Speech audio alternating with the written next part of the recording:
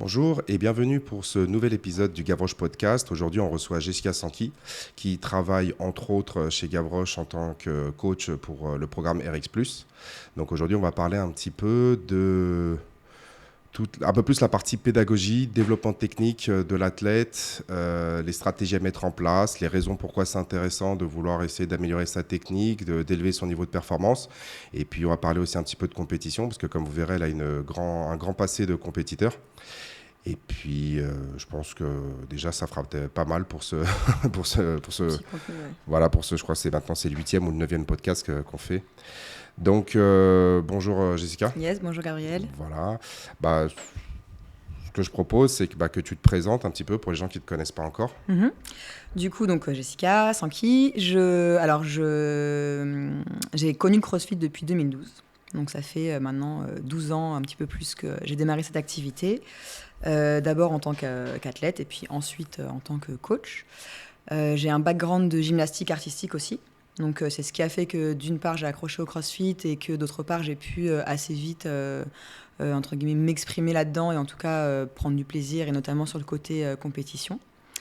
Donc voilà pour cette partie-là. Je coach du coup le CrossFit également depuis 8-9 ans maintenant. Essentiellement CrossFit et puis bon du coup et aussi en tant que plus cross-training et puis sur des coachings particuliers aussi. Voilà, donc j'ai fait pas mal de compétitions en effet, notamment au niveau national, les French Rodon auxquels j'ai participé 9 fois en individuel.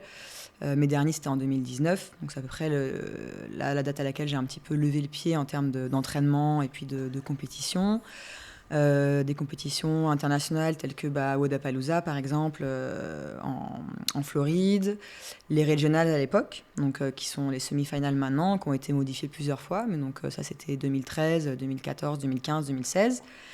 Et puis les CrossFit Games en 2019, où là il y avait un règlement un petit peu particulier qui avait élargi un petit peu le champ des participants et qui m'avait permis justement d'accéder à cette compétition là aussi. Donc une grosse expérience de compétition.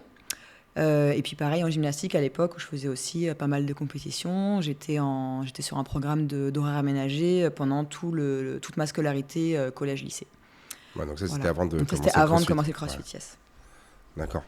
Et si tu devais faire, je sais pas, juste comme ça, un bilan de ta carrière de compétition, est-ce que tu regrettes, tu regrettes pas, tu aurais fait différemment?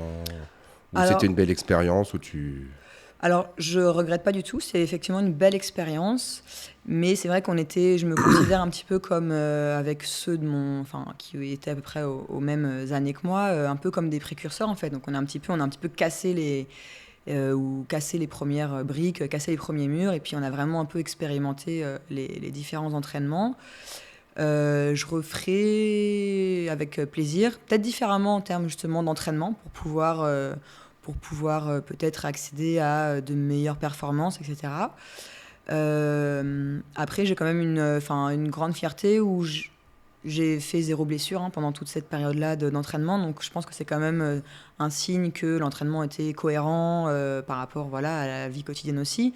Parce que j'ai jamais été une athlète de CrossFit professionnelle. J'ai toujours fait ça en plus de mon travail. Avant d'être coach, je travaillais, j'avais un poste à responsabilité. C'était bureau de 8h à 19h. Et puis je venais m'entraîner comme je pouvais le soir. Donc pendant que je faisais des compétitions de CrossFit à côté. Aujourd'hui, ce serait plus forcément possible sur ce format-là. Mais voilà, malgré tout, je pense que 12 ans de CrossFit à bon niveau, et puis on va dire entre guillemets en compétition, c'est plutôt un bon bilan si on devait faire ça à post 12 ans de pratique. D'accord, d'accord. Et quand tu disais que tu ferais des choses un petit peu, que je rentre directement dans le sujet, tu disais faire les choses un peu différemment. Tu ferais quoi précisément? Alors, je dirais, en fait, avec le recul, on sait un petit peu mieux comment organiser un entraînement. Ça veut dire que moi, au début, quand je m'entraînais, on faisait très souvent des WOD.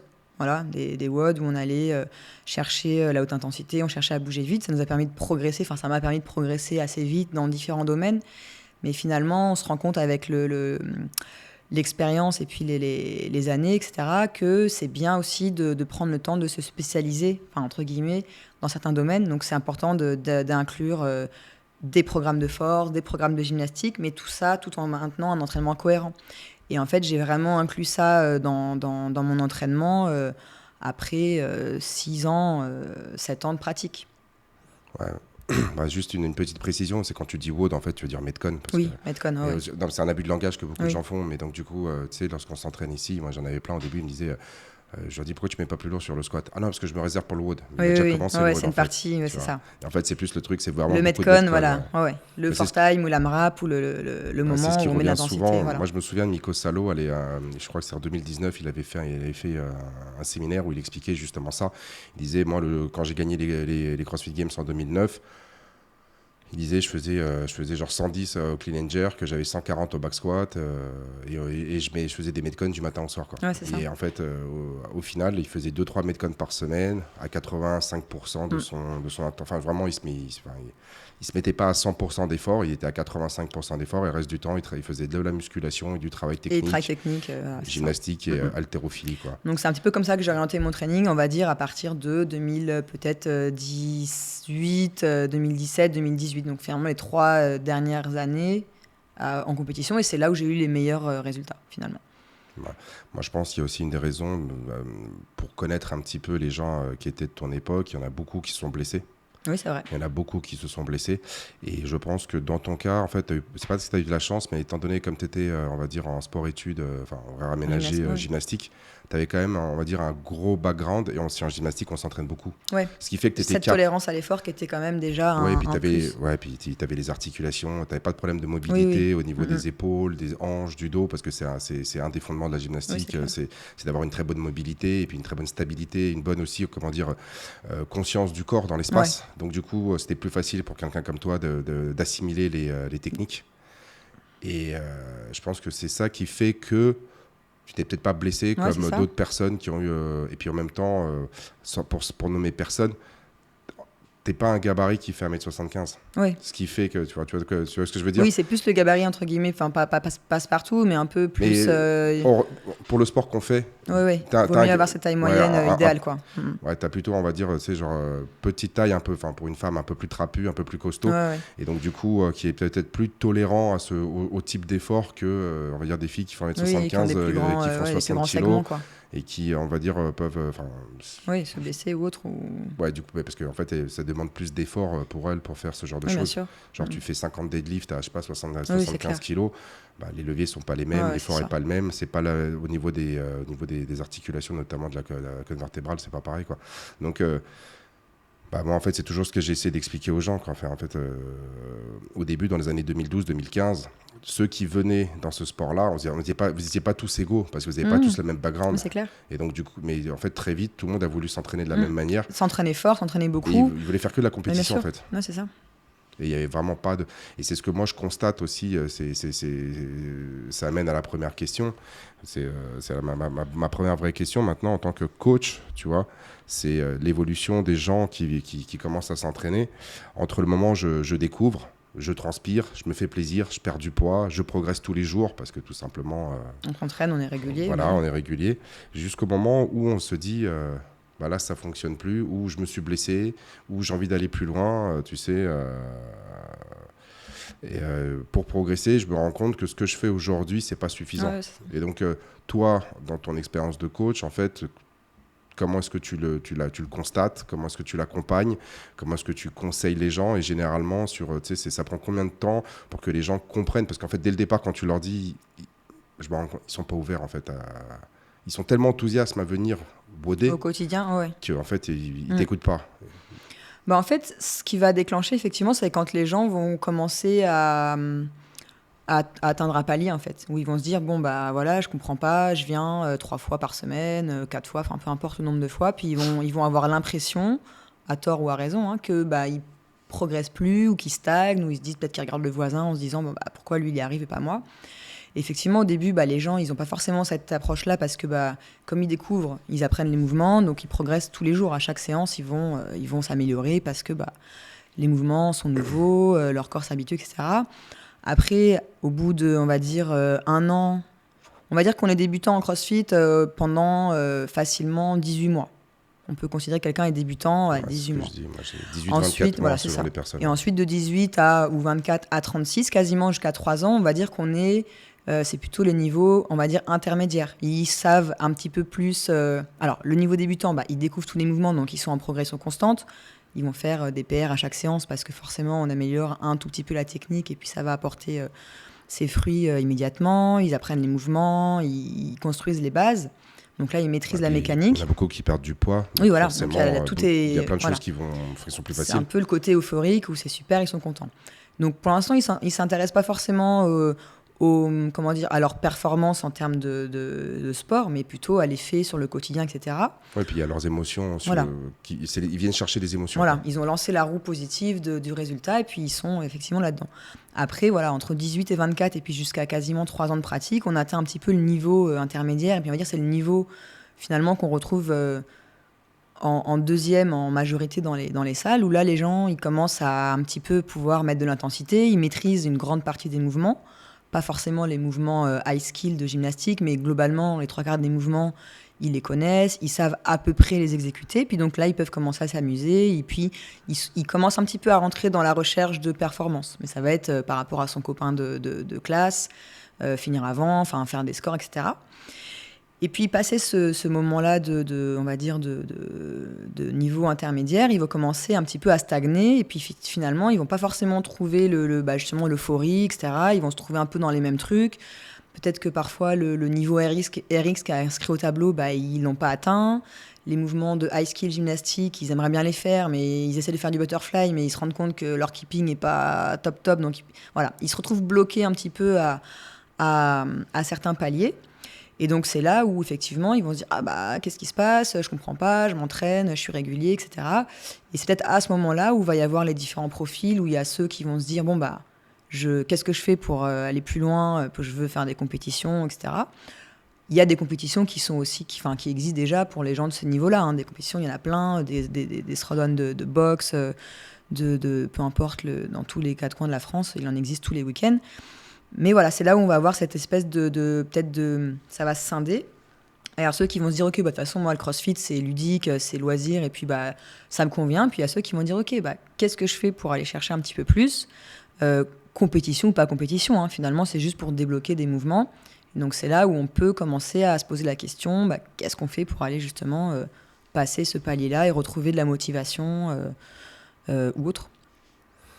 Moi, je trouve aussi, il y a un point, tu n'en as pas parlé, mais il y a aussi un aspect psychologique. C'est-à-dire que lorsqu'au début, tu as l'impression de rajouter quasiment 10 kilos toutes les semaines, et à un moment donné, ils ont du mal à comprendre que les progrès, en fait, ils sont exponentiels, ouais. Tu vois. C'est-à-dire que, ils sont pas exponentiels, ils sont, à l'inverse. Oui, au contraire, au début, ça atteint ça accélère. Tu vois, ils vont, puis à un moment donné, tu arrives à une sorte d'asymptote. Et donc, moi, je le vois souvent, c'est des gens qui disent la semaine dernière, j'ai mis 180, et puis là, par exemple, au deadlift, et puis là, j'essaie de 190. Ouais. Tu leur dis, mais tu rajoutes 10 kilos sur 180. Ça fait quand même 6%, énorme, on est à plus 5-6%, donc c'est beaucoup quand même. C'est 180, si tu veux, on vise 181, 182, et puis on y va petit à petit. Et le pire, c'est au shoulder press. Shoulder press, il y en a 50 kilos. Il a réussi à faire un RM 50 kilos. Il dit, vas-y, j'essaie 60. Tu fais, mais tu viens de faire un bond de 20%. Donc ça arrive tout le temps, effectivement. Voilà. Et donc, il y a aussi ça aussi, c'est de comprendre que la progression, après 18, 24, 36 mois, si tu arrives à rajouter à peu près 2 kilos sur ton back squat, que tu arrives à rajouter une rep sur ton max rep traction, par exemple, c'est déjà pas mal. Parce des belles perfs déjà. Ouais, parce que si tu arrives à faire ça, on va dire 9 mois sur 12, parce que tu es en vacances, tu n'es pas là, à la fin de l'année, c'est-à-dire que toi, si tu étais à 20 reps aux tractions, tu étais quasiment à 30 reps aux tractions en l'espace de 1 an. Donc ça te fait une progression de 50%, c'est énorme. Tu arrives à faire, par exemple, 2 kilos par mois au back squat, tu étais à 180, tu te rapproches de 200 kilos à la fin de l'année. Ouais, ça c'est l'éducation justement, c'est vraiment le sujet de l'éducation, passer à un certain niveau, que les gens ils comprennent justement que ils ont le corps il s'adapte lentement en fait. Effectivement, rajouter 1 kilo sur ses max en haltéro, c'est énorme. Et puis il y en a qui mettent 3 ans, passer passer 7-8 ans de pratique, ils mettent 3 ans à rajouter 1 kilo sur leur barre d'haltéro. Donc ça, c'est des choses aussi qu'il faut réussir à les éduquer pour que dans leur tête, ils comprennent que c'est pas négatif en fait de stagner à un certain point quand on commence à atteindre certaines performances. Oui, et puis en même temps, ce qui peut être aussi frustrant, c'est de se dire qu'il va falloir que tu travailles 2 fois, 3 fois plus que quand tu as commencé, Oui, c'est ça. pour des gains qui sont 3 ou 4 fois inférieurs. Oui, bien sûr. Et peut-être même pour certains, se rendre compte qu'il faut déconstruire, revenir sur les bases pour ensuite peut-être gagner 1 ou 2 kilos. Parce qu'il y a ça aussi, c'est que souvent on progresse vite au début parce que, voilà, effectivement, c'est le début. Ça progresse même si on a une technique approximative parce que ça reste des charges qui sont plutôt légères globalement. Mais quand on arrive vraiment aux limites ou aux paliers, aux limites de performance de chacun, c'est là où le moindre détail technique compte. Et en fait, c'est là où les gens, y a ceux qui vont vouloir, entre guillemets, continuer à faire à leur façon, parce que c'est celle qui marchait jusqu'à présent. Puis il y a ceux qui vont avoir cette envie et cette peut-être lucidité de se dire, OK, peut-être que maintenant, il faut que je fasse quelque chose. On va reprendre les bases ou on va peut-être prendre le temps d'aller regarder spécifiquement ce qui se passe là ou là. Et puis, je vais pouvoir progresser comme ça. De toute façon, quand tu t'intéresses à d'autres sports de haut niveau, là, je pense à Maurice Green. Maurice Green, il raconte dans une interview, donc Maurice Green, pour ceux qui ne le connaissent pas, c'était la star du sprint avant Usain Bolt. Donc c'était dans les années 96, 2000 et 2004. En fait, il raflait toutes les médailles olympiques et mondiales. Et donc, il est arrivé chez le groupe HSI. Donc c'était Hudson Smith International qui avait les meilleurs sprinteurs de l'époque. Et donc il dit, quand je suis arrivé, donc le coach Smith, il dit, en fait, on est reparti à zéro, il m'a réappris à courir. Ouais. Donc lui, c'était déjà un sprinter de haut niveau. C'était déjà le meilleur du monde à son époque. Il faisait partie des meilleurs et il voulait être meilleur. Et l'autre, il lui a dit, tu sais quoi, on va réapprendre à courir. Donc il est reparti de la base. Il a refait tous ses éducatifs, ses fondamentaux. Et voilà, il s'est dit, je ne sais pas courir, on réapprend à sprinter, à courir et à sprinter. Et donc, du coup, il le dit, moi je me rends compte que ce genre d'interview, pour beaucoup de gens, en fait, c'est quelque chose qu'ils ne comprennent pas. Ils ne comprennent pas que quand on dit on réapprend à courir, c'est-à-dire que dans ta technique, il y a un élément qui vient perturber ton plein potentiel. Oui, c'est ça. Et ton plein potentiel, et pour l'effacer, cet élément-là, c'est impossible de l'effacer quand tu es à 100 ou même à 90% de tes performances. Oui, bien sûr. Donc, il va falloir que tu redescendes. Et là, il y a des gens qui se trompent, ils disent, ouais, mais on redescend barre à vide. Pas forcément. Et c'est là qu'il y a des gens qui sont réticents, et c'est là où on voit la différence, finalement, entre... après, c'est ça, en termes de coaching, ça va être les gens qui sont... Il y a des gens qui sont coachables, on appelle ça comme ça, puis il y en a qui sont moins coachables. Et puis, il y en a qui ont une résistance à ce genre de procédé, le fait de se dire, OK, on redescend, on s'améliore, et ça va te permettre d'aller plus loin au final. Ouais. Et donc, quand tu dis redescendre, en fait, c'est chaque personne. Décharger, ouais. Oui, décharger, mais il y a des gens, par exemple, imaginons que tu as un snatch à 90 kg. Il y en a, ils vont être obligés de décharger à 70 et ça va suffire pour corriger. Puis d'autres vont être obligés de descendre à 55. Ouais, c'est ça. Et on ne le sait pas, en fait. Parce que même si en théorie, on a des grands, on va dire, des grandes lignes, mais en fait, quand tu parles avec les gens, chaque personne, tu ne sais pas s'il a 55 ou à 70, donc on va le tester. Et effectivement, ça, c'était un autre point que je voulais aborder. Moi, je me rends compte que en fait, les personnes qu'on a dans les salles, la majorité, en fait, passé 18-24 mois, ils sont très difficilement coachables. Ils s'écoutent trop. Ils commencent à avoir des avis tranchés, ils commencent à avoir des certitudes, ou en tout cas... c'est ça, en fait, c'est ça qui est difficile, c'est ces gens-là qui sont un peu, entre guillemets, pas difficiles, mais voilà, s'il y a un petit peu à motiver. Parce qu'ils pensent savoir, ils pensent connaître les mouvements, ils pensent connaître la technique. Très souvent, on va y avoir des gens qui vont peut-être un peu bougonner quand on leur dit de sortir le PVC, quand on prend le temps de revoir tel ou tel placement de départ. Et ils n'ont pas compris, ils n'ont pas compris l'intérêt que pour eux, ce que ça peut leur apporter, en fait, de revenir un petit peu sur ses bases. Ouais. En tout cas, moi, sur les 20 ans maintenant de coaching que je vais avoir, j'ai eu beaucoup de personnes avec qui c'était très, très difficile, en fait. Et en discutant avec d'autres collègues, on va me dire, oui, mais c'est à toi de trouver les solutions. Mais des fois, en fait, les solutions, par rapport au temps disponible que tu as, il y a des fois, tu n'as pas envie de les... Écoute, il faut que la personne il donne du sien, quoi. Oui, c'est ça. Mais en fait, c'est comme dans plein de choses. Si la personne, tu peux pas le faire à sa place. Si la personne, elle est pas prête, elle a pas compris encore ce truc-là, bah tu te bats contre quelqu'un qui fait de la résistance. Donc tu vas pas forcément, c'est bénéfique ni pour l'un ni pour l'autre. Mais après, il faut essayer de trouver la subtilité, de lui faire comprendre, peut-être lui montrer que le voisin, ça a marché pour lui. Et puis au bout d'un moment, la personne, elle va peut-être à un moment donné se poser la question, quoi. Ouais, enfin bon, Ça peut, voilà. Mais c'est vrai que c'est ce point-là qui est souvent. Ces publics-là, ils sont pas forcément. Enfin, pas faciles, mais c'est là où les gens, ils sont vite frustrés et c'est difficile de les remotiver en leur essayant de leur montrer le chemin et puis la progression qui ouais, mais peut. c'est souvent ces mêmes personnes qui aspirent, en fait, Oui, c'est ça. à performer mieux. Oui.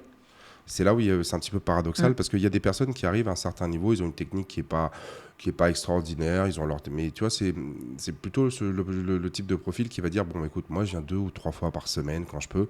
Moi, ce qui m'importe, c'est même si je suis pas super bon, c'est que je m'entraîne, j'ai perdu mes 10 kilos, j'ai un bon niveau de conditions physiques. Quand je vais jouer au foot avec mes enfants, ça va. Quand je fais ci, ça va. Je rentre dans mes costumes, ça se passe Oui, bien. c'est ça. Et je ça, veux c'est pas plus. 90% des cas, hein, des gens qui viennent s'entraîner. Mais généralement, ces gens-là, c'est pas des gens qui vont rajouter 10-15 kilos sur la barre et mauvaise technique pour aller chercher de la performance. Oui, c'est clair. Ouais. Donc, tu as des gens qui sont comme ça, tu sais qu'ils sont comme ça. Bon, tu essaies de temps en temps, tu leur rajoutes 2-3 petits kilos ici. Bon, voilà.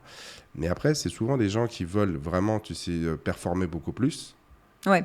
Et ben dans ces cas-là, on a ces gens-là qui, à un moment donné, ils se disent, oui, voilà, ils pensent que le palier, c'est parce que ce qu'on leur propose en coaching ou à la boxe ne leur correspond plus. C'est des gens qui vont se dire, ah bah tiens, je vais faire une prog, je vais faire ci, je vais faire ça. Et ils pensent que c'est ça qui va les aider à progresser plus.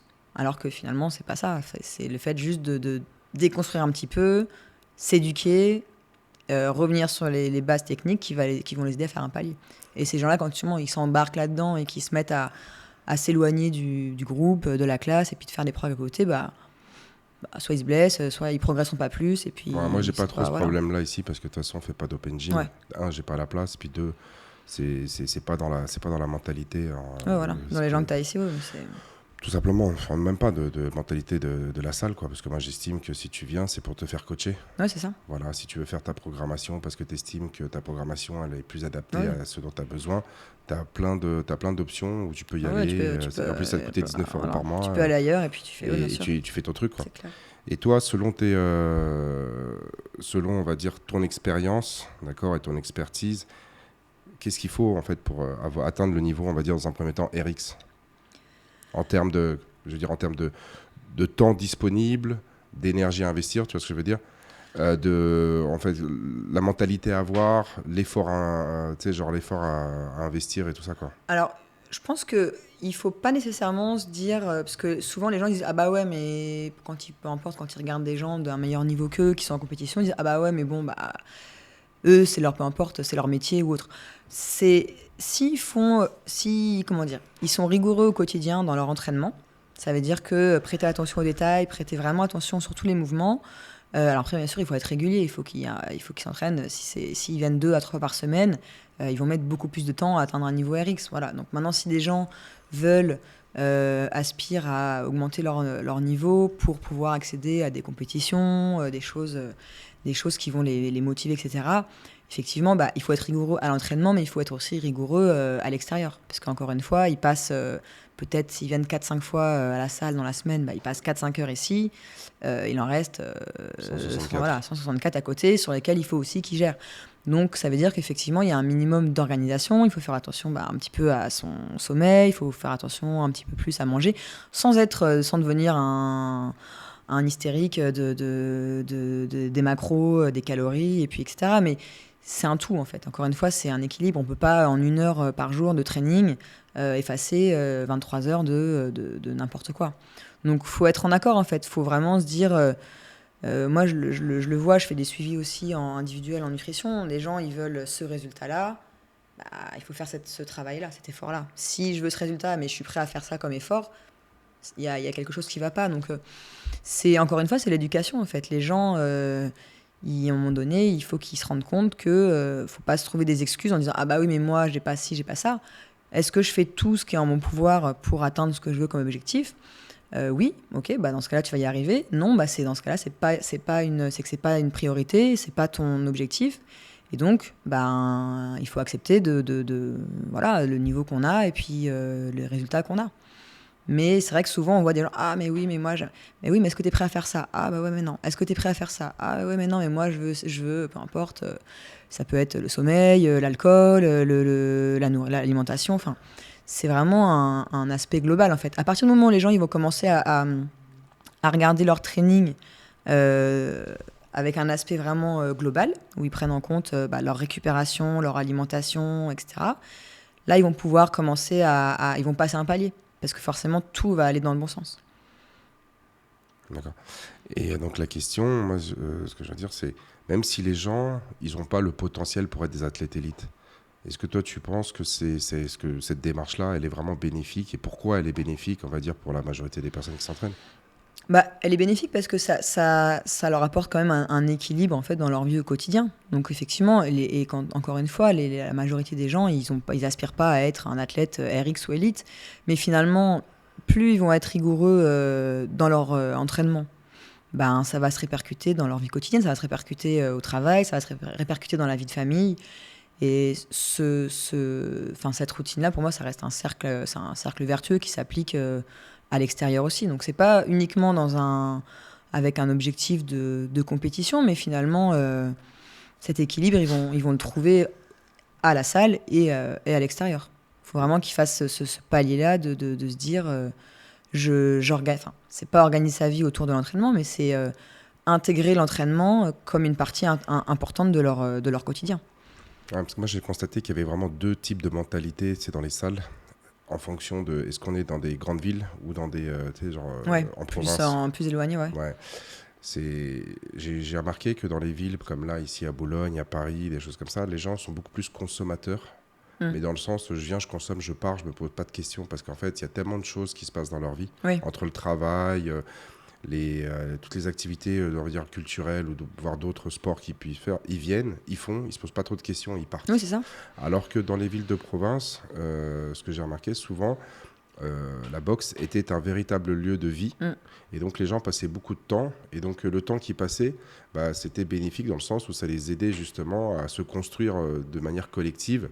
Et donc voilà. Alors que dans les villes comme ici, les gens sont beaucoup plus individuels. Oui, c'est une activité parmi d'autres. C'est un jour, ouais, je suis venu faire ça parce que j'ai lu que c'est très bon pour perdre du poids. Ouais. Et souvent ce qui se passe, c'est que la personne est là, tu parles d'éducation, mais la personne, elle arrive, le cours est on va dire à 18h, elle arrive à 17h55, elle est sortie des vestiaires, il est à 18h0030. Ouais, et puis à 18h02, elle est dehors et puis elle est dans sa voiture, quoi. Voilà, et à 19h02, elle est déjà dehors dans sa voiture, au téléphone, en train de planifier son restaurant. Ouais, le resto, ouais. Alors que dans les autres, ce que j'ai pu voir, c'est que les personnes, ils ont le WOD qu'à 18h, ils vont arriver à 17h, ils vont parler avec tout le monde, oui, c'est vrai, ils vont échanger, ils vont discuter, ils vont faire le WOD, et puis s'ils ont la chance d'avoir de l'espace, ils vont rester, ils vont faire un petit peu de renforcement musculaire, de travail technique sur certaines choses, tous ensemble, et il va rentrer chez lui, il va être 20h30. Quoi. Oui, c'est ça, oui, il y a qu'il y a beaucoup ces profils-là. Voilà. Oui, mais est-ce que du coup, c'est finalement le mode de vie dans les grandes villes fait que finalement, ça reste ça reste un loisir, quoi, une activité voilà, de loisir, et puis sans forcément d'investissement ou d'objectif de compétition. D'accord, oui, mais malgré tout, c'est... Il y a une demande où les gens... Ouais. Non, c'est pas la demande, c'est moi je pense que les gens, ils auraient plus intérêt à se mettre dans cette logique de développement, parce que c'est du développement personnel, oui. Mais c'est te dire, voilà, moi ce qu'il faut, c'est que je m'investis à 100% sur l'heure où je viens pour progresser, et comme tu as dit, à côté de ça, mais alors que moi je constate beaucoup viennent, ils font, ils partent, et puis ils se cachent derrière, oh mais moi j'ai pas que ça à faire, et puis moi c'est pas mon objectif. Oui, c'est ça.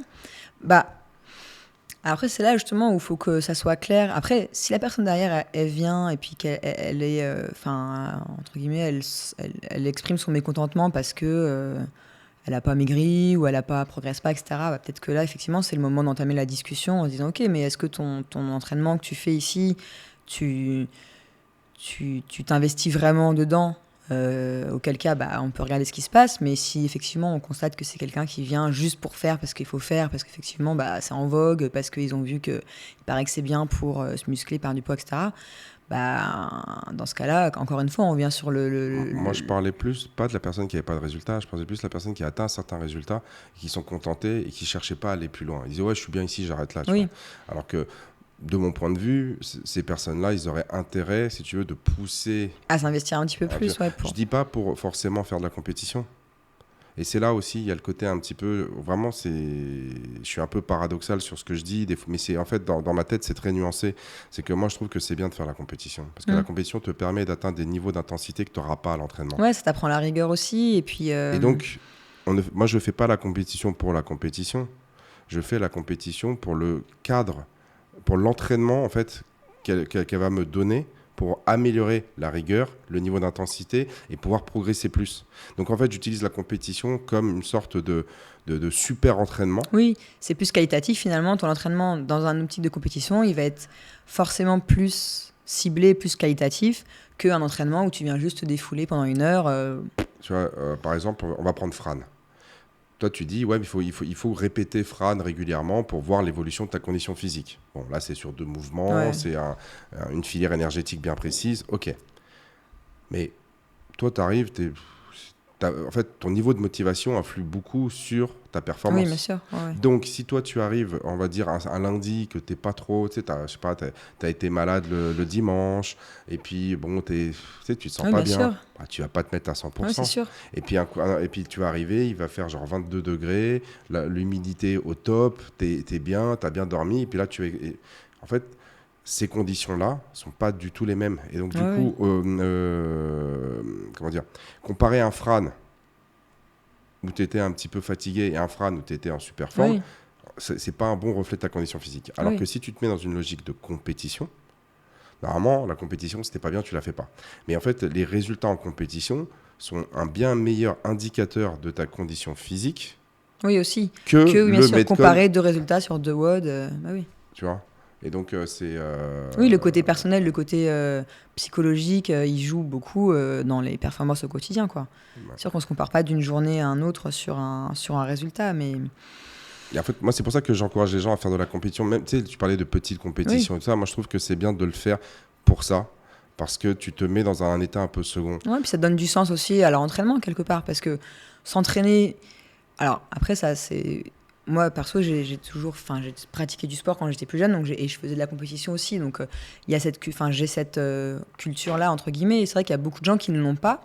Et ils voient la compétition comme d'un œil négatif, en disant oui, mais moi, je ne veux pas me comparer, je m'en fous, je ne veux pas être champion, je ne veux pas être ci, je ne veux pas être ça. Mais effectivement, le côté bénéfique, c'est que ça permet quand même de prendre, comment dire, de donner une autre dimension à son entraînement. Et oui, voilà, une meilleure rigueur, et ça permet d'atteindre des choses, pas forcément pour se comparer, encore une fois, mais vraiment qui permettent de débloquer son niveau personnel et sa performance, en fait. Moi, je prends le cas, imagine que tu fais du piano. Le fait de jouer du piano chez toi, le fait de te mettre devant des gens pour jouer du piano, c'est pas du tout la même chose. La gestion du stress, tu as moins le droit à l'erreur. Tu vois, ça te permet d'évoluer. Et puis surtout d'élever ton niveau de performance. Et donc là, on n'est pas dans une compétition. C'est simplement d'essayer d'être le plus parfait possible sur un laps de temps. Alors que quand tu n'as pas d'enjeu, c'est comme jouer au poker avec des allumettes. Ça n'a rien à voir. Genre, on joue des allumettes, on s'en fiche. Oui, ça donne du sens, il y a de si l'enjeu. Si on met 1 000 € chacun sur la table, c'est pas la même chose. T'as pas il se passe, puis même au niveau de ton cerveau, au niveau de tes émotions, c'est pas la même gestion. Donc c'est pour ça, moi, j'encourage les gens à faire de la compétition, non pas pour des raisons d'égocentricité, parce qu'il y a aussi ça, mais c'est plus... C'est souvent l'excuse qui est mise en avant. Exactement, mais c'est plus pour... En fait, tu te mets un peu à risque. Bien sûr. Et en même temps, tu peux pas tricher. Là, tu peux toujours dire, j'ai fait 4 tours et 12 reps. Oui, c'est ça. Bon, sur les 4 tours, il y en a tu as oublié des wall balls, tu as oublié de compter ces 2-3 trucs, et puis finalement, bon... Hein, on en a tous, ça, on les connaît. Alors que là, en fait, en gros, tu es à nu, devant ta performance et devant tes capacités et puis devant les mouvements. Ah oui. Parce que moi, ce que je remarque aussi, c'est beaucoup de gens ont peur, par exemple, de faire des compétitions. Ils se disent, ouais, mais je sais pas faire tous les mouvements. Oui, mais sur la compétition, par exemple, on va avoir 4 WOD. Sur les 4 WOD, ça fait à peu près en moyenne, allez, 4 WOD, on est sur 2 mouvements et demi par WOD en moyenne. Ouais, allez, 3. Donc on a 12 WOD. Tu as un mouvement que tu sais pas faire, mais les autres, tu sais les faire. Et puis peut-être que sur les toast to bar, peut-être que ce jour-là, les conditions feront que tu vas réussir à passer ton toast to bar. Oui, bien sûr. Ouais, et c'est souvent dans les compétitions que les gens, on voyait les cas des Open, où les gens réussissent à passer des premiers mouvements, etc. Et on voit déjà rien qu'en faisant, quand on fait ceux qui font les Open dans leur salle, on voit les gens qui vont justement, rien que le fait que ça soit les Open, ils se surpassent en fait. Donc oui, c'est bénéfique pour tout le monde. En fait, c'est Clairement, ça. C'est exactement ça. Ce qu'on cherche, c'est quand on parle de dépassement de soi, de surpasser, on va dire, ses capacités. C'est ça le but. Et en fait, l'autre raison, si on regarde la santé, en plus, ce qui est intéressant, c'est aujourd'hui, j'ai posté 2-3 trucs sur Instagram parce que la semaine dernière, c'était la semaine du muscle. Et aujourd'hui, tu as de plus en plus de scientifiques, de médecins, de tous bords qui t'expliquent que le muscle, c'est la santé, c'est la longévité. Et même que quand on s'entraîne, il faut qu'il y ait de l'intensité. Sans intensité, tu ne peux pas avoir une amélioration de ta condition physique. Et donc, du coup, notre objectif, c'est d'élever l'intensité. Donc, si tu te confrontes à des exercices que tu n'arrives pas à faire, que tu essaies de faire, tu vas avoir des niveaux d'intensité que tu n'auras pas. Ouais. Alors que si tu es tout le temps en train de scaler les choses que tu ne sais pas faire. Oui, c'est ça. Là, c'est aussi le rôle du coach de réussir à trouver le bon mouvement et la bonne intensité pour chacun, quoi, pour que chacun puisse se dépasser. Effectivement, si les gens restent dans leur confort, dans leur zone de confort sur les trainings, c'est là où effectivement ils progressent plus, quoi. Les paliers sont atteints à ce moment-là.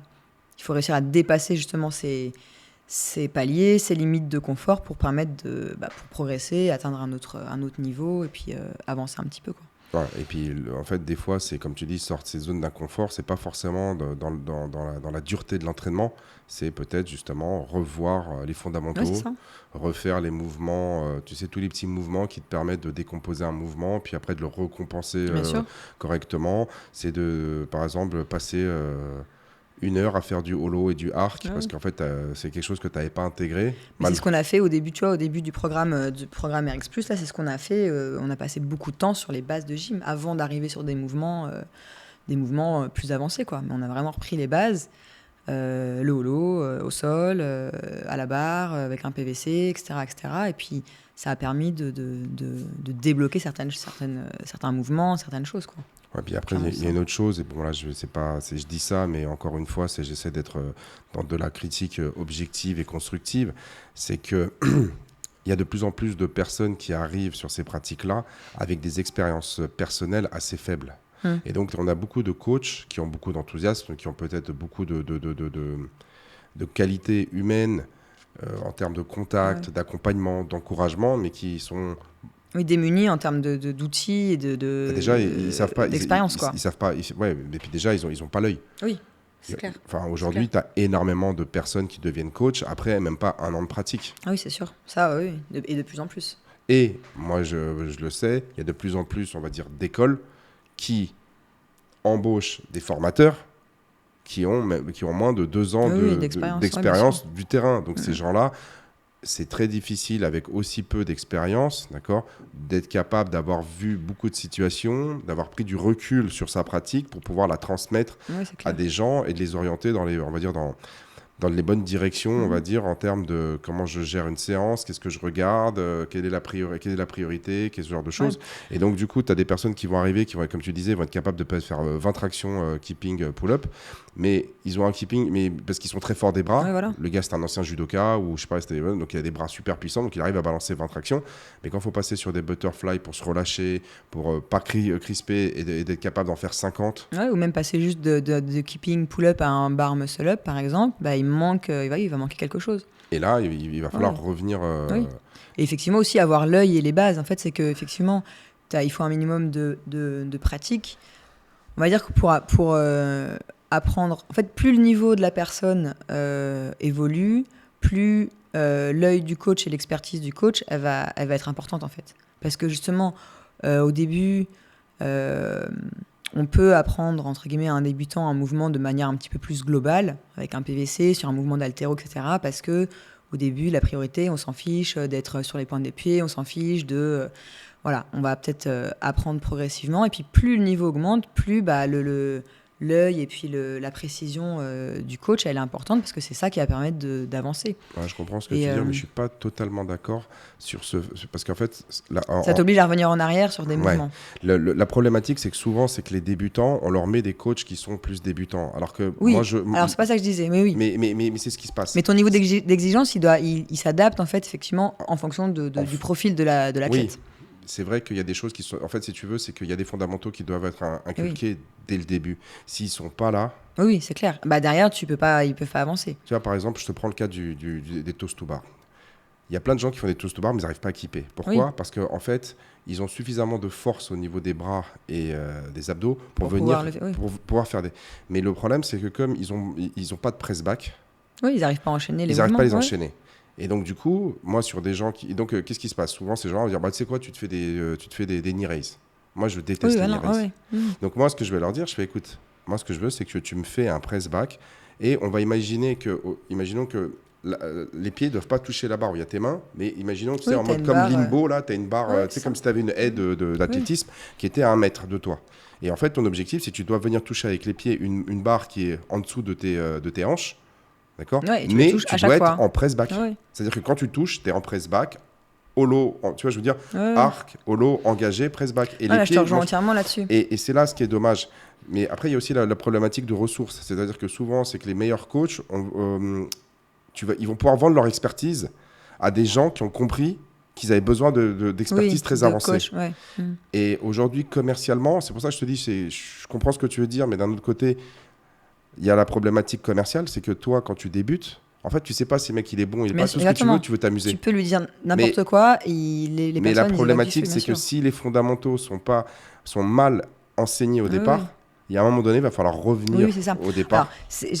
Alors, quand je disais en global, c'était pas pour dire que... J'ai compris, mais en fait, c'est juste parce que c'est des abus de langage que nous, on a entre nous. Ouais.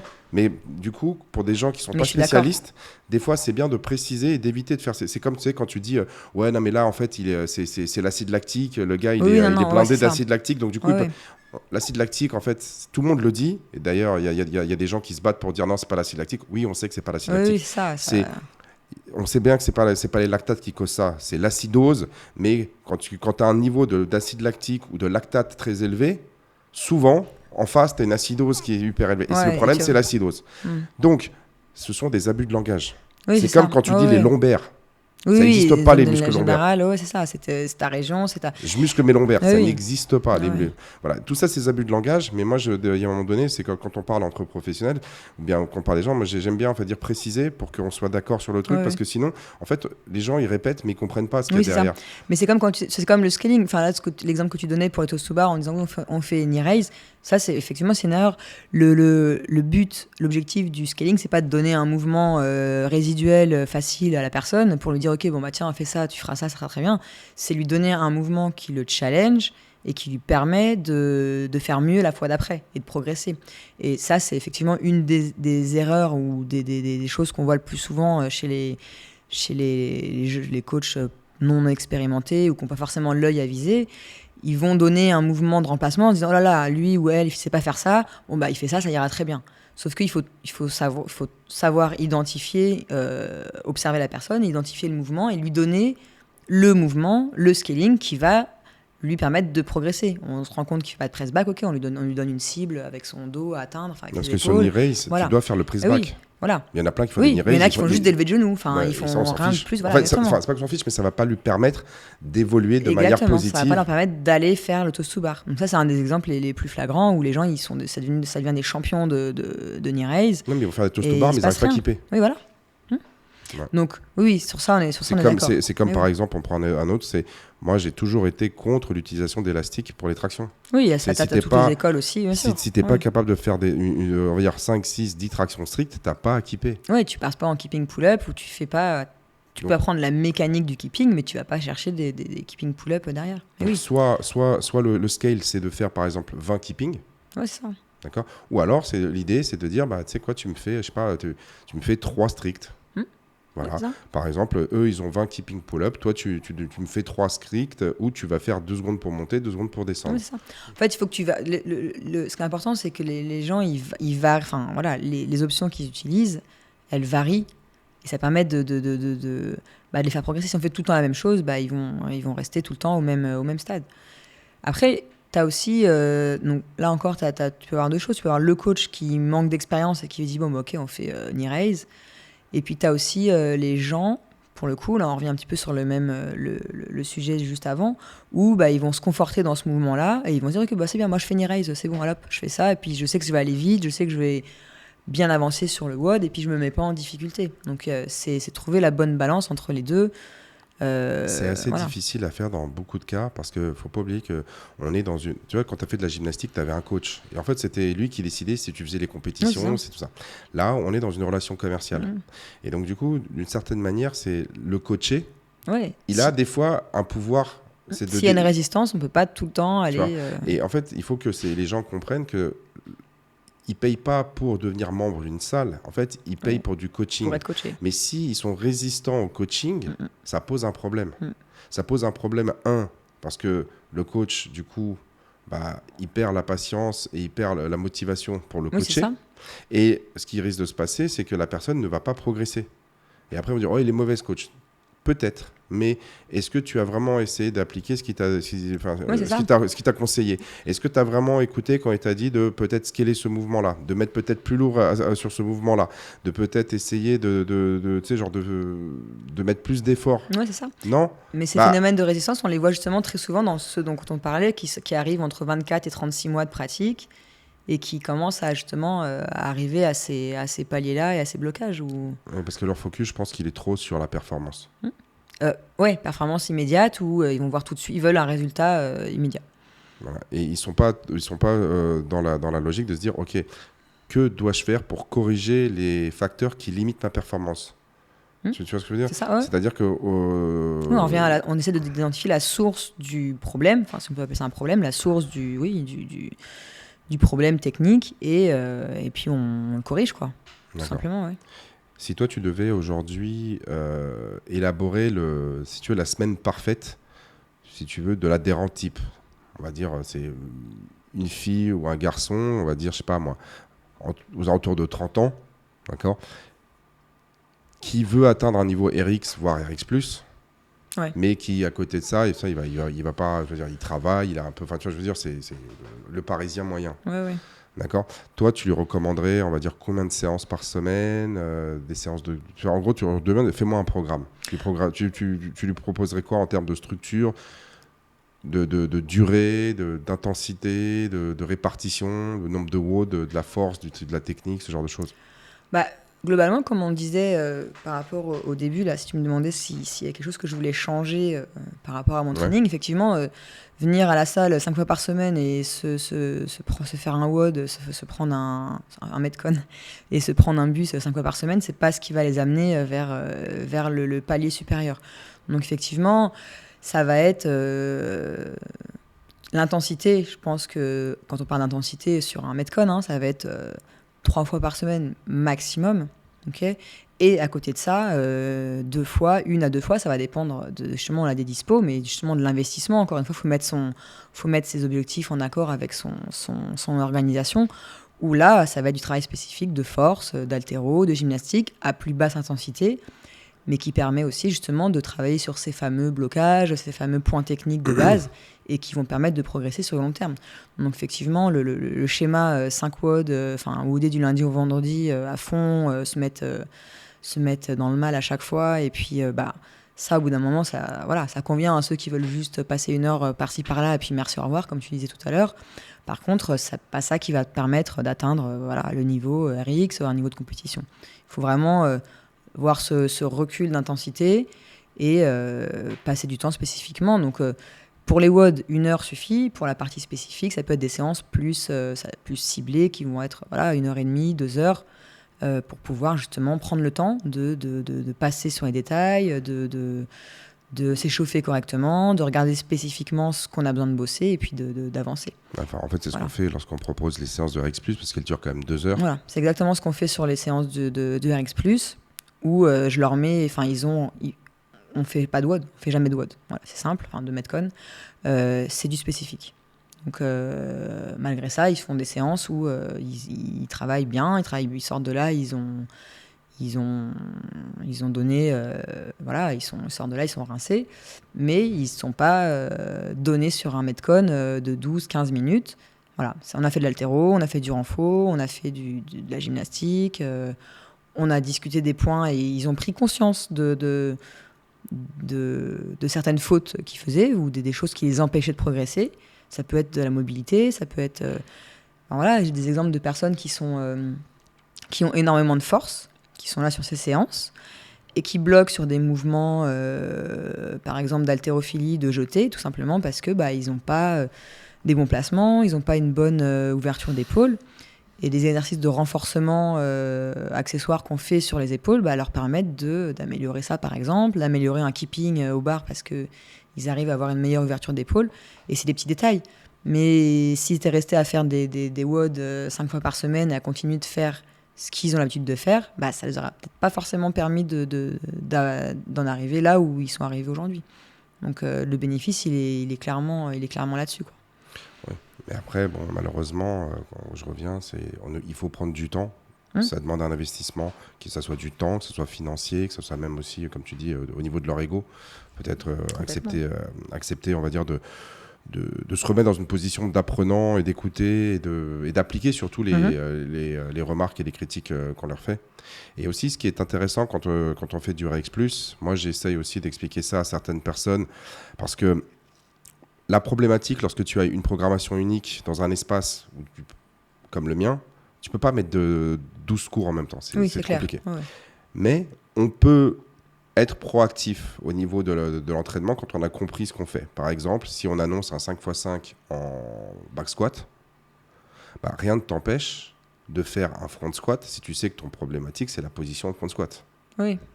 Deuxièmement, imaginons que toi, on a vu que ton back squat, il y avait un problème, on va dire, de mobilité au niveau des hanches. Et du coup, tu avais tendance à être trop sur l'avant.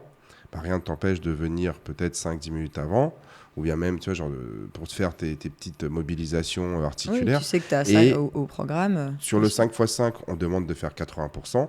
Et tu te dis, je ne vais pas viser 80%, je vais mettre la charge qui me permet de faire 5 reps les plus lourdes possibles, mais avec une exécution parfaite, ou quasi parfaite. Deuxième, tu dis, mais derrière, il y a le Metcon.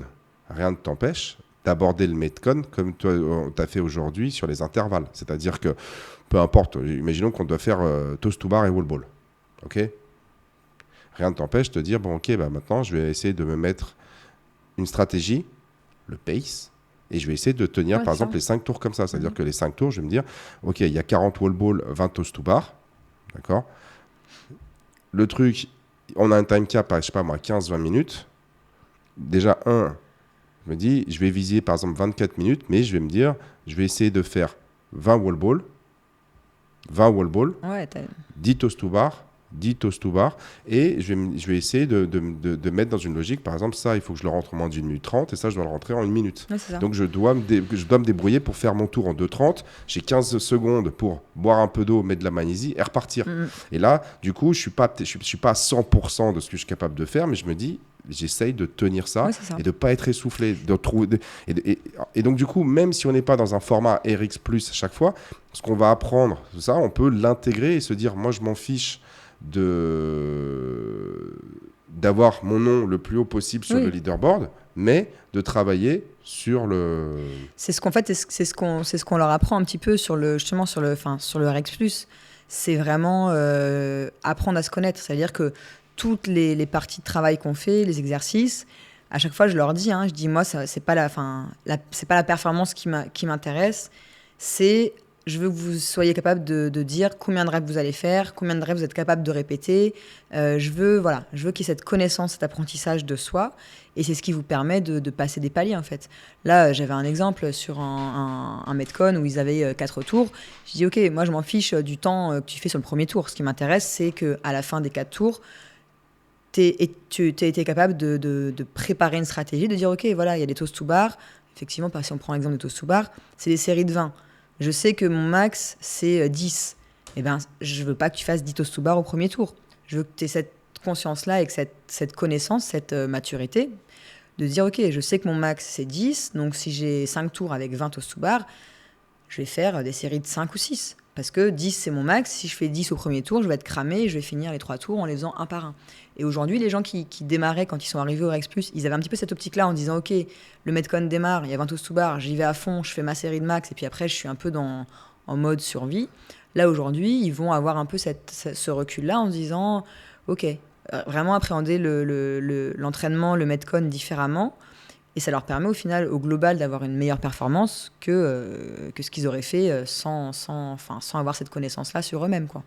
Ouais, donc en gros, ce que tu expliques, c'est d'apprendre aussi aux gens d'avoir une stratégie avant de débuter le WOD. Moi, j'avais une question à te poser, parce que j'en parle souvent, mais dans ton cas, est-ce que quand tu étais vraiment au top de la de ta carrière de compétitrice, quand tu avais le Metcon qui était annoncé, est-ce que toi, tu étais capable, genre en 2 minutes, t'analyses un petit peu, de dire quel serait ton temps? Oui, globalement, oui. Ouais, clairement, oui. Je pense que si tu fais de la compétition, tu dois être capable de savoir ce que tu es capable de faire. Parce qu'en fait, partir à l'aveugle, naviguer à l'aveugle, ça marche pas en compétition. Tu as une grande chance de te prendre un mur. Donc, et on le voit, hein, quels que soient les niveaux, et encore plus à très très haut niveau, ils savent à la seconde près exactement ce qui doit être fait. Donc, en fonction des mouvements, en fonction de la durée du Metcon, en fonction de l'association des mouvements, si ça dure rameur, tu dois savoir, en fonction du nombre de tours, de la durée du WOD, à quelle fréquence tu dois ramer, enfin quelle intensité, quelle cadence. Pareil, sur la gym, tu sais à l'avance en combien de fois tu vas breaker. Tu prends des risques au dernier tour. Voilà. Sinon, tu prends le risque de louper ton workout dès la première seconde. Donc, clairement, c'est une des choses... c'est une maturité. En tout cas, quand tu fais de la compétition, tu dois savoir ça. Tu pars pas à l'aveugle et tu pars encore moins en faisant la course avec ton voisin. Parce que c'est ça qu'on voit aussi chez les débutants, les compétiteurs débutants. Dans l'euphorie du truc, on part et puis on va aussi vite que la personne qui est à côté parce qu'on fait la course. Sauf qu'on ne fait pas la course contre son voisin, on fait un petit peu la course contre soi-même, son niveau, et on doit le connaître. Si on ne connaît pas, souvent, après on apprend aussi dans l'erreur, hein, mais c'est ultra important de se connaître. Pour moi, je pense que c'est la clé pour performer à haut niveau. Et deuxièmement, c'est pour ça que tu as besoin de t'entraîner beaucoup. C'est comme il y a beaucoup de mouvements à connaître, il y a beaucoup d'enchaînements à connaître. De combinaisons. Voilà. Et en fait, c'est que les Metcon que tu vas faire à partir d'un moment, ça va être des tests de pace. Ouais. En fait, tu es en train de travailler ton pace. Tu te dis, OK, si on est sur un AMRAP 7 minutes, que j'ai du rameur et des box jump, c'est pas la même chose d'avoir par exemple 100 mètres de rameur et 5 box jump que d'avoir par exemple un AMRAP 7 minutes où tu vas avoir 500 mètres de rameur et 50 box jump. Ah oui. Parce que dans un cas, tu vas changer constamment de poste. Dans l'autre, tu vas peut-être faire 2 tours et demi, voire 3, pas plus. Oui. Donc du coup, tout ça, c'est en fait, il faut que tu l'expérimentes pour que le jour de la compétition, tu sois pas surpris. Et surtout, c'est de savoir aussi d'expérimenter, de dire, mais là, quand je sors sur les box jump, je peux peut-être pas partir à balle parce que j'ai besoin d'à peu près 15-20 secondes pour que l'effort du rameur descende et pouvoir retrouver une fréquence de saut normale. Et donc du coup, en fait, c'est là où c'est important, et ça je l'ai toujours dit, de faire beaucoup de Metcon, non pas pour se mettre en intensité à chaque fois, mais pour comprendre la complexité d'enchaînement que tu peux avoir. Et donc, le jour de la compétition, tu dis « Ah ouais, ça, je me souviens, ça, quand je l'avais fait, j'avais mis à peu près 2 minutes 30 au tour. Mais au bout du 4e, là, c'était compliqué. Donc là, écoute, je vais essayer de partir sur du 2, comme tu as dit. » Et en fait, le dernier tour, tu t'en fiches parce qu'après, même si ça passe ou ça casse. Oui, c'est ça. Et puis même si après, parce qu'après, il n'y a plus d'autres tours. Voilà, on peut prendre des risques sur le dernier. Mais exemple, sur des styles de... Et très souvent, c'est très souvent avec la gym que ça... Alors, ouais, on va dire très souvent, c'est avec la gym que ça devient décisif. Si on a des entraînements où il y a X tours, 5 tours, et puis il y a 20 tractions, tu dois savoir à combien tu coupes tes tractions. C'est toi qui décides à quel moment tu lâches ta barre. Par contre, tu peux prendre des risques effectivement sur le dernier tour parce que tu n'as pas forcément, effectivement, il n'y a plus rien derrière. Mais justement, là, au Rex Plus, souvent quand on s'entraîne, alors on fait du spécifique, on isole, on fait l'haltéro, la gym, et quand on fait des petites séquences d'entraînement, c'est très, très, très souvent des intervalles qu'on va devoir répéter. Et l'objectif de l'exercice, c'est d'être capable de répéter l'intervalle en fonction des mouvements qu'il y a. Et donc, bien sûr, je fais varier les mouvements, les charges. Des fois, c'est du lourd, du moins lourd, du plus léger, plus de volume en gym, etc. Et à chaque fois, l'objectif, c'est de pouvoir répéter l'effort, de savoir exactement, plus ou moins, enfin d'apprendre en tout cas à savoir ce que je suis capable de faire sur un intervalle de 20 toes to bar, pas forcément des grosses répétitions, ça peut être même moins, 10 toes to bar, 10 snatch légers, et puis 10 burpees, parce qu'on fait monter un petit peu le cardio. Et puis 1 minute de pause ou 2 minutes de pause à la fin de chaque tour, et je veux le même chrono sur chaque tour. Donc ça veut dire que je sais très bien si je dois faire 10 toes to bar d'affilée, si les snatch, je les coupe en deux, parce que mon grip, les burpees, est-ce que je vais vite, pas vite. Et ça, c'est des choses qu'on apprend à faire là, sur le RX+. Il y a aussi une chose qui est assez intéressante, et c'est que sur le RX+, il n'y a pas de musique. Ouais, complètement. Parce qu'en fait, le problème de la musique, ça motive, oui. mais souvent, en fait, ça peut te faire sortir de ton rythme. Alors, tu vas me dire, oui, mais en compétition, il y a tout le temps de la musique. Oui, mais finalement, en compétition, on n'entend pas la musique. Il y a toujours de la musique, mais on n'est pas dessus. Il y a ça, mais pour apprendre à faire ce qu'on nous demande, on est obligé de se concentrer sur soi-même. On a besoin, on va dire, il faut pas quand tu débutes, tu dois pas avoir d'éléments perturbateurs. Oui, extérieur, ouais.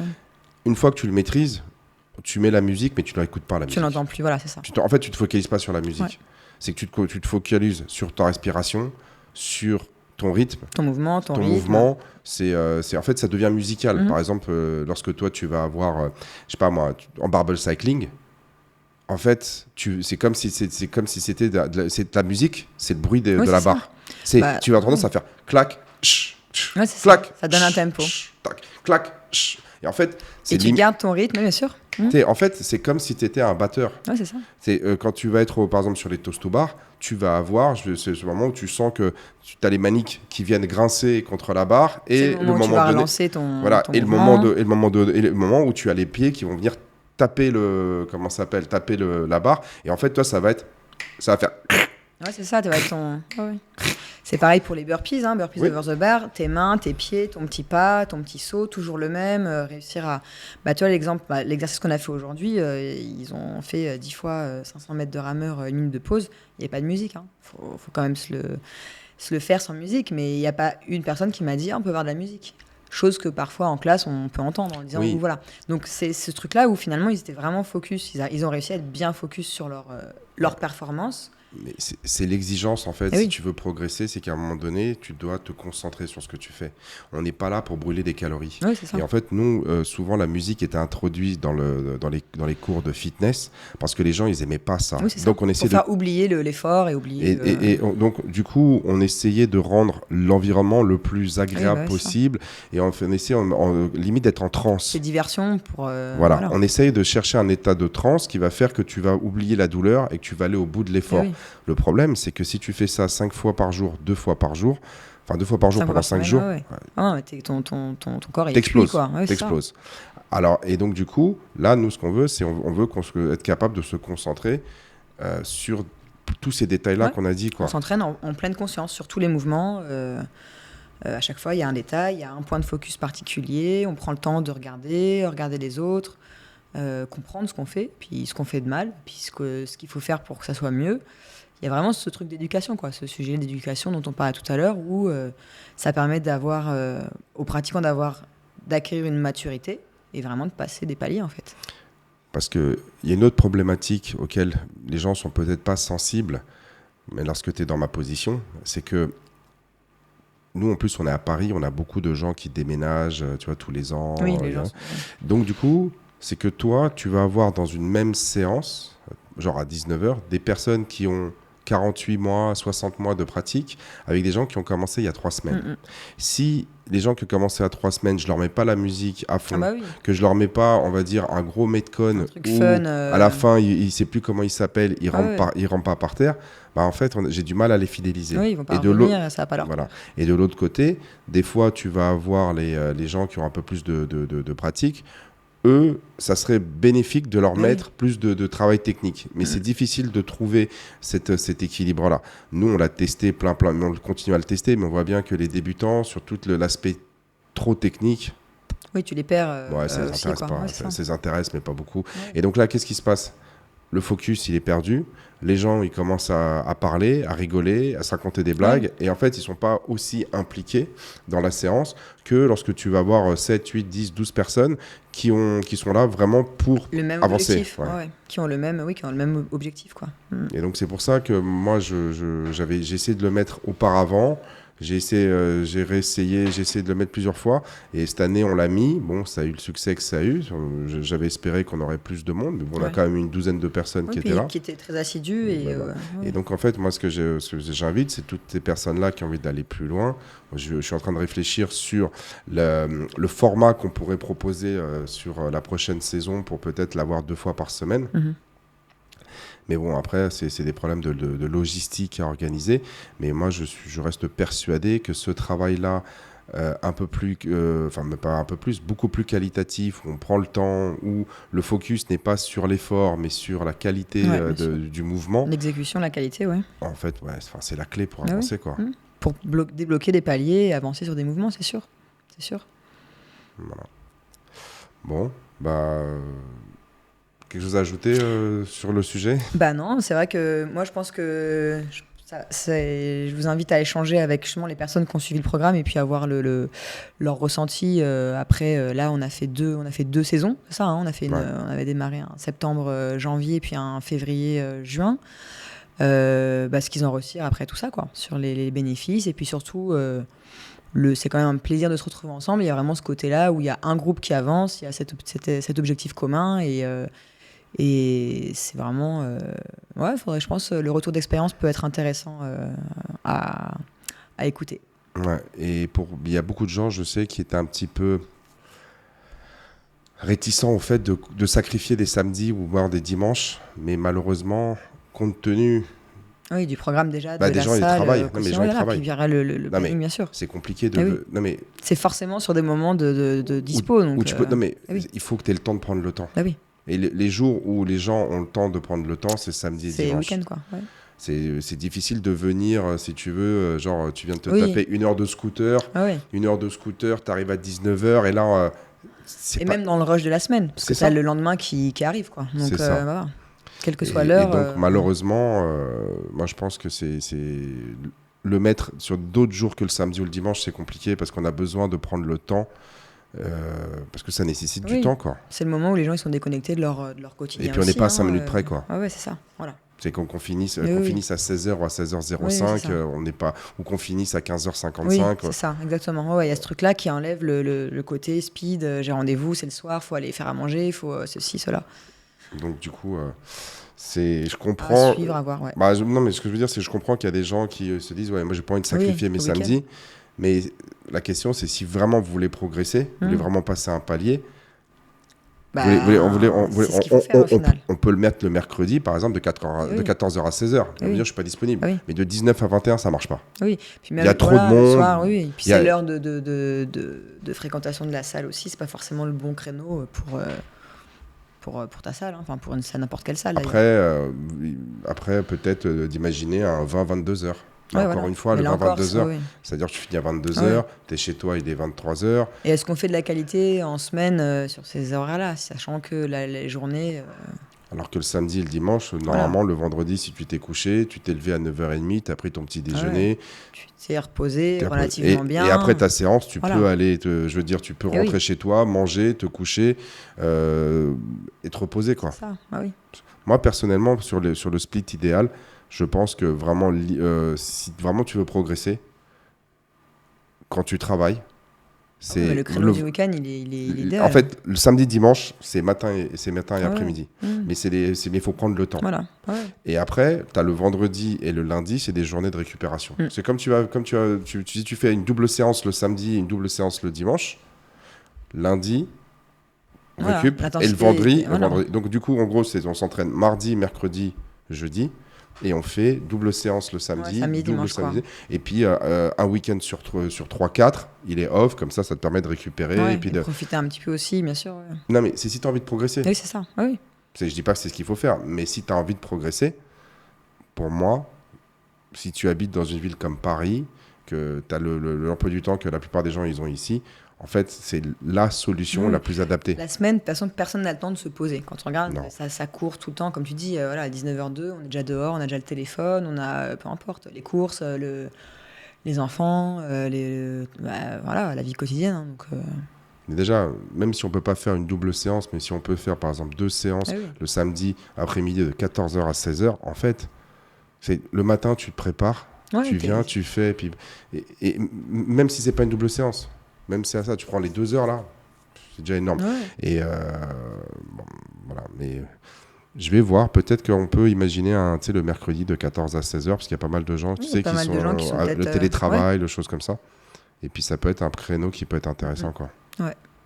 Voilà. À voir ça. Bon, Jessica, je te remercie beaucoup pour, je te remercie aussi. pour ton temps, d'avoir répondu à nos questions. Et puis, je te dis à très bientôt. Ça roule. À très vite. Merci beaucoup. À plus tard. Ciao. Bye.